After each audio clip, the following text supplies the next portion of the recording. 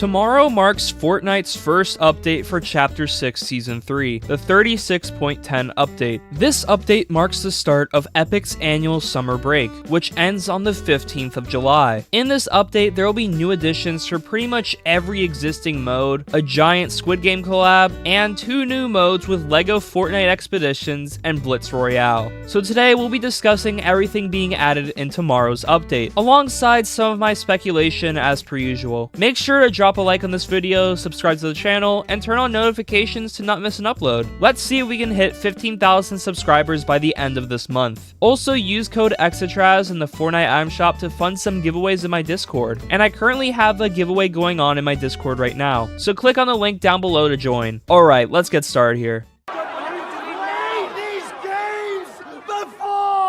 So let's begin with LEGO Fortnite, which will be introducing a brand new mode with LEGO Fortnite Expeditions. I'll have the gameplay trailer in the background while I discuss the gameplay of this mode. So this is a new PvE LEGO Fortnite mode where you can take on missions to stop Mask Maker Daigo from destroying the entire world. You'll go on missions in this mode to stop Daigo's forces in a co-op team of 4. As you go on these missions, you can find chests with resources, currency, or even gear to help you on these quests. There are only a few locations for these missions at launch, and there will be more afterward. With this mode, there are 3 classes. Shadow Caller, which lets you fly, become a shadow, and use some cool magic. The Hunter, which has a moveset involving grapplers and a blade. And Rift Ripper, which uses the powers of rifts to launch rift shards and summon rift crystals. These all seem like a lot of fun and will eventually be available in the original LEGO Fortnite game mode. There are also 3 new weapons in LEGO Fortnite with this update in both the original mode and in Expeditions: the dual daggers, warhammer, and plasma pistols.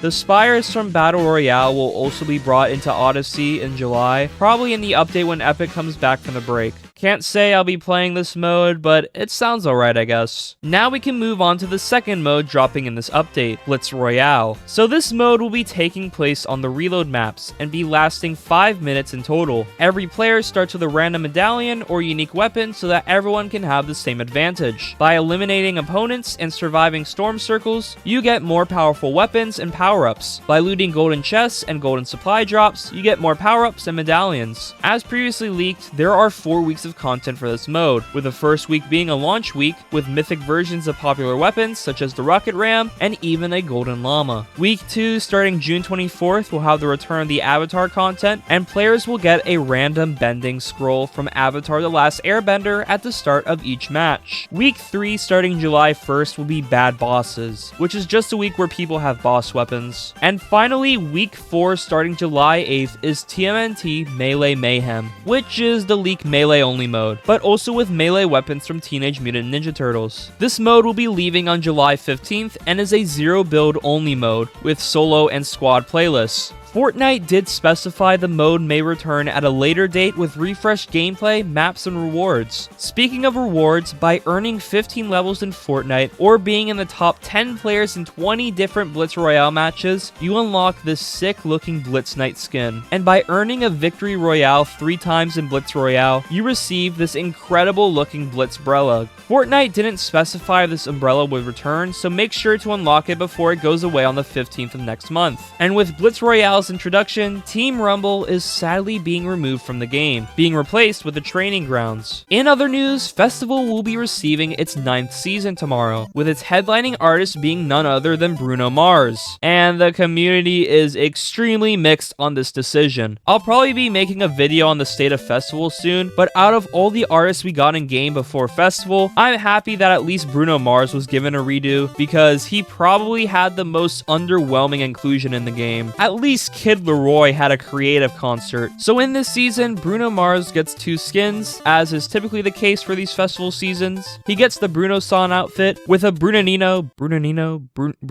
I don't even know how to say that. So pretty much a Tokyo and Brazil style. He also has an emote which could be controversial if adapted accurately. This skin will be in the item shop, and the Festival Pass's Bruno Mars skin is Die With A Smile Bruno, themed after his appearance in the Die With A Smile music video. He also has this white and gold style that looks pretty neat. Die With A Smile and Apata jam tracks will be in the item shop, which makes sense because those were two massive songs last year and are pretty much his moneymakers at the moment. And the last thing I want to talk about in this festival season is that the Festival Pass will be including a jam track I'm very excited for, ABC by the Jackson 5. What a cool jam track to have in this pass, and is definitely an incentive for me to get this pass. But I have Cruise, so that's kind of irrelevant. The content in Battle Royale is a little unclear at the moment. We're supposed to be getting the Storm Beast and Light Rider hero abilities and some new hero boons. But besides that, not much is really known. But we are getting a mini event on June 11th, so maybe there's some hidden content in this update. Also, we're going to be getting some more Superman stuff, including his abilities and the Fortress of Solitude, and maybe even some new cosmetics. And finally, Reload will be getting an entire new map,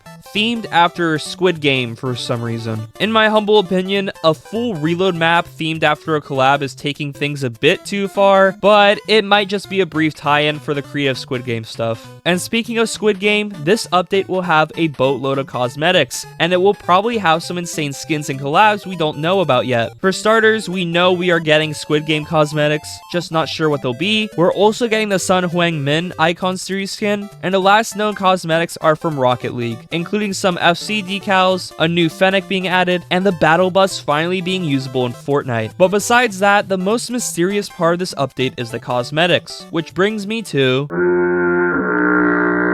So we are getting a TMNT and Avatar week in the Blitz Royale mode, so I'm thinking we could get new skins for each week. From TMNT, I'd love to see either Karai or Metalhead, and from Avatar, I really want Azula or Sokka, but mainly Sokka. I need my goat in Fortnite. We know we are supposed to be getting a One Punch Man collab during this season, so I wouldn't be surprised if we get it in this update. The collab will definitely include Saitama, but if I had to guess, we also get Genos and Tatsumaki. I'd love to get Moomin Rider as well, but I think it'll be 3 skins like Kaiju number 8 was. And one last piece of speculation for this update, Dandadan Season 2 is premiering on July 3rd, and it was an extremely popular anime last year. So I think it's possible that it could have a collab also in this update. If not, I think it could be in Fortnitemares this year.